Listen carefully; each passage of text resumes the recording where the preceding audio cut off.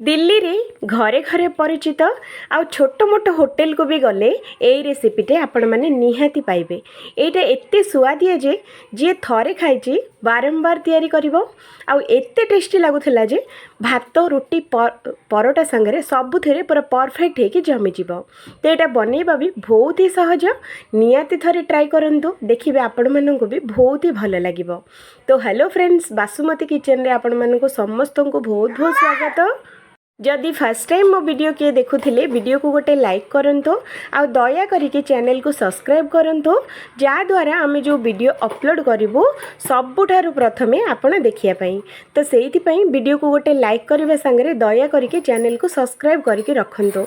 आमर एमिति सुआदिया आ सबुठारु सहज सहज रेसिपी आपण माने घरे ट्राई करि परिबे। आ हां, ए नुआ नुआ रेसिपी भी निहाती थरे बनै कि देखंतु, समस्त खुशी रे खाइबे। तो चलंतु बनेबा। तो मु एठी गोटे कंचा आलू को ग्रेट करके मुझे जाइए, गोटे छोटिया पत्र कोबी को पूरा गुंड करके काटी नहीं, तो यहाँ को धोई देइछि आलू आ पत्र कोबी को। तो ये आम कौन करवा, गोटे चुटकी हलदी गुंड, स्वाद अनुसार लुण, हाफ टी स्पून ये लंका गुंड दबा, अजवाइन आधा चामच नहीं कि हाथ में बढ़िया से रगुड़ी ये आम देदेबा। हाफ टी स्पून ये आम दबा धनिया गुंड दे सारा पर ए सब जाक मिसेवा। फ्रेंड्स, गोटे कथा कहबी, एगुड़ाक जो मिसेला बेलू मत बहुत खुशी लगुला आ बहुत ही बढ़िया लगुला एगुड़ाक मिसेला बेलू। तो ये अल्प टिके ना भृसुंगा पत्र देदेबा, गोटे कप ये आम बेसन दबा, आउ बिल्कुल भी पानी दबानी, सेमती ही गोलेबा। लुण देचे तो आमर आलू आउ पत्र कोबीर पानी छाड़ी जीवो, तो पानी दबा बिल्कुल दरकार नहीं। से कप रे आधा कप ये आम चाउल चूना भी देदेबा, टेस्ट बहुत बढ़िया आसो आ क्रिस्पी भी बहुत बढ़िया लगे। तो हाथ में बढ़िया से या चकुटी नबा। तो देखो फ्रेंड्स, हाथ में बढ़िया से चकुटी सारी। तो युवाक एमती छोट छोट बॉल्स भाई आम बनइबा।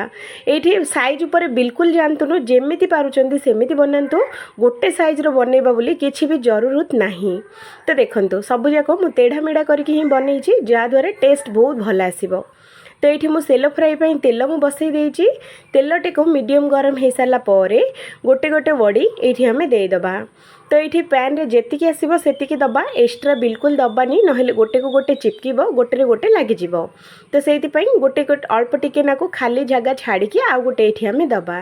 दे सारा पर 2 ରୁ 3 सेकेंड आम छाड़ीदबा, तापरे एमिति हल्का हल्का करके ओल्टे नबा। तो युवाक बढ़िया से कलर आसला पर्यंत एगुड़ाक फ्राए करवा। तो देखो फ्रेंड्स, बढ़िया से गोल्डन कलर आसीगला, आपण मैंने देखिले ही जानीपे केते सुंदर आ केते बढ़िया से गुड़ाक फ्राए होइछि। तो चलतु गोटे जाली चटू को आम सबूक ये आम बाहर करनबा, आउ चटूटा को टिके नाकु अणई दबा, जेतक आमर एक्स्ट्रा जो तेल थिबो तो सबूक जमीती कढ़ई रे पलि आसिबो, तले कहीं वेस्ट हम, तो कढ़ईटा को टिके नाकु अणई दबा। तो देखंतु तेल सबू आसी जाइछि। तो सेई तेल रे ही मु एठी गोटे आधा कप बीन्स मु काटिके एठी दउछि। तो आपण माने चाहिले देई परिबे, नहेले स्किप भी करि परिबे, किंतु दियंतु बहुत भल लागिबो। तो देखंतु बीन्स गुड़ा भी 2 ରୁ 3 मिनिट फ्राई हो सारा पर बढ़िया से फ्राई हो गलानी। तो चलतु आम बाहर करनबा। तो एपटे देखंतु बीन्स आ पकोड़ा पूरा रेडी। तो ये आम कौन करवा, से बासन ही ये यूज करवा जो बासन आम आगे गोलई थिले। तो ये आम गोटे कप दही ये आम दबा, दहीटा टिके नाकु मोर खटा अच्छी। तो ये आम गोटे चामच ये आम बेसन देदेबा, बेसन दिहरे 2 कप पानी ये आम दबा। आपण मैंने झोल जदि मोटा खाइबा इच्छा अच्छी तो पानीटा को कमे दियंतु, जदि पानिया परफेक्ट खाइबार अच्छी तो 2 कप पानी दियंतु। तो पानी दे सारा पर आपको बढ़िया से आम एमती हाथ में गोलई दबा, बेसन जो गुड़ा चेका चेका जो थी हाथ में ताकू एमती गुंड करनबा। तो देखो फ्रेंड्स, मु गोलैकी पतला डो पूरा बनैकी रेडी। तो चलतु ये आम कौन करवा, पैन बसैबा, पैन धीरे दबा 2 चामच तेल, तेल गरम हो सारा पर ये हाफ टी स्पून सोरिष आम दबा। सोरिष फुटीगला पर गोटे मीडियम साइज्र पियाज लंबा आकार में काटिकी ये आम देदेबा। तो पियाज गोटाक टिके नाकु हल्का चलै नबा। तो ये आम देदेबा किछि कटा होइथबा रसुण, भृसुंगा पत्र आ गोटे कंचा लंका गोटा मझिरे टिके नाकु दाग देकी ही देबे, नहेले फुटीजिवो। तो देखो फ्रेंड्स, एगुड़ाक टिके नाकु कड़ा भजा होगी भाजवा, माने जेमिति कि कलर पूरा चेंज हम।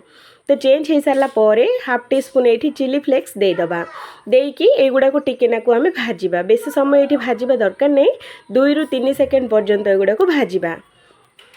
तो देखो फ्रेंड्स भाजी हो जाइए हाफ टी स्पून धनिया गुंड हाफ टी स्पून ये हलदी गुंड हाफ टी स्पून लंका गुंड हाफ टी स्पून ये चाट मसला आउ अल्प टिके नाकु कस्तूरी मेथी आउ हाफ टी स्पून ये घर गरम मसला देकी एटा को बढ़िया से आम भाजवा। ये गैस रो फ्लेम टाको लो टू मीडियम रखिए हाई फ्लेम रे भाजिले पूरा पोड़ीज तो से गैस रो लो टू मीडियम रखिकी 2 ରୁ 3 सेकेंड पर्यंत फ्राए करवा। तो देखंतु बढ़िया से आमर फ्राए हो जाइए। एबे आमे जो दही पानीटा जो करके रखिथे से पानीटा ये आम ऐड करवा आउ ये गैस रो फ्लेम टाको हाई करवा आउ एटा को बढ़िया से मिसेइबा। मिसई सारा पर यहाँ को गोटे 10 मिनट पूरा मीडियम आंचरे आको फुटिया छाड़ीदबा। तो ये आम कौन करवा फ्रेंड्स स्वाद अनुसार लुण देदेबा। ये मु गोटा लुण दूची आपण मैंने चाहिए गुंड लुण भी दे पारे किंतु गोटा लुण रे टेस्टा बहुत भल आसी थाए ये रेसिपी रे। तो देखो फ्रेंड्स 10 मिनट मोर बहुत ही बढ़िया से फुटी जाइए आ झोलटा देखो केते बहलिया और केते गाढ़ा भी हो जाइए देखिले ना एमती जिते आमर भावे जे परफेक्ट झोलटा रेडी होइछि। तो ये आम आगुरी जो बीन्स आमर पकोड़ा गुड़ाक जो छाणिकी रखी थे सबूक ये आम देदेबा आउ गैस रो फ्लेम टाको लो करदबा। ये हाई फ्लेम रे टोटाल फुटेबेनी नहेले आम पकोड़ा आउ बीन्स गुड़ाक दीटा जाक पूरा नरम जीव। तो से लो मीडियम रे 2 ରୁ 3 मिनट ही फुटेबे तापर गैस टाको बंद करदेबे। तो ये आम कौन करवा अल्प टिके नाकु धनिया पत्र काटिकी देदेबा आउ गैसटा ये आम पूरा पूरी बंद करदबा। तो देखो फ्रेंड्स धनिया पत्र दे सारा पर आपको बढ़िया से आम गोले नवा। तो देखो दिल्ली रे घरे घरे आउ छोट मोट होटेल रे पूरा प्रसिद्ध दिल्ली रो पूरा फेवरेट डिश एटा होची कढ़ी पकोड़ा। आपण मानकु भल लागिला कि नाही निहाती कमेंट करिवे आउ भल लागिले निहाती